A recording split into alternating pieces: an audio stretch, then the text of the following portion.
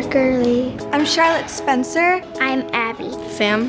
Savannah. I want to be a graphic designer when I grow up. A children's position. I want to be a ballerina, fashion designer, an artist, happy.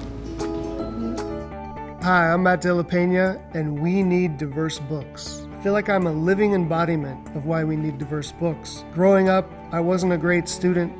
I was what people call a reluctant reader. I felt like literature was a club that I didn't belong to. Like anybody else who isn't good at one thing, I found other things to get involved with. For me, it was sports. I was pretty good at basketball in particular. And because of basketball, I became the first de la Peña to go to college. Once I was at my university, I was introduced to one specific book that changed everything for me. It's called The Color Purple. And it was the first time I had ever had an emotional reaction to a book. It almost moved me to tears. And from that point on, I went in search of that feeling elsewhere. And I realized that books became my secret place to feel.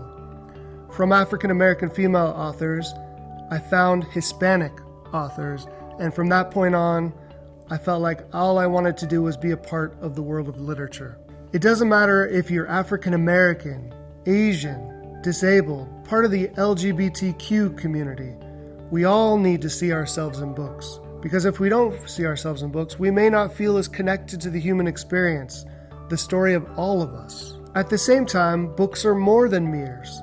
They're also windows. I've always believed that reading is the ultimate form of empathy. Yes, we'd love to find ourselves in books and read about ourselves and our own experiences, but it's also important to read about people who aren't like us. It's only then that we'll have a full understanding of the world around us. Hi, my name is John Green, and we need diverse books.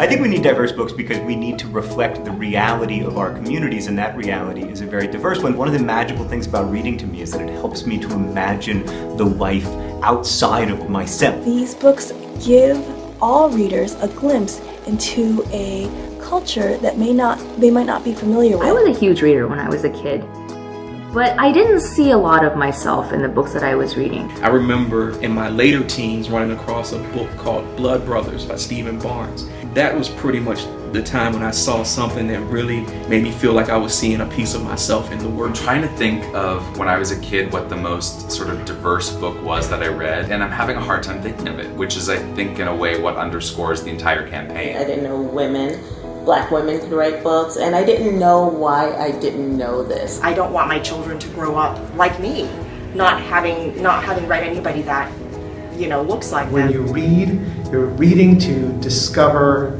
the essential truths in life. Everybody should be able to go into a bookstore or a library and look at the shelves and be able to see themselves looking back.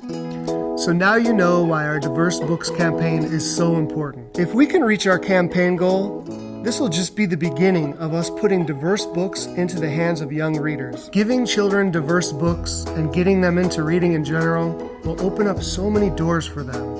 And I know, because that's what diverse books did for me. Join us, donate, and share this message so the story of all of us becomes everyone's story.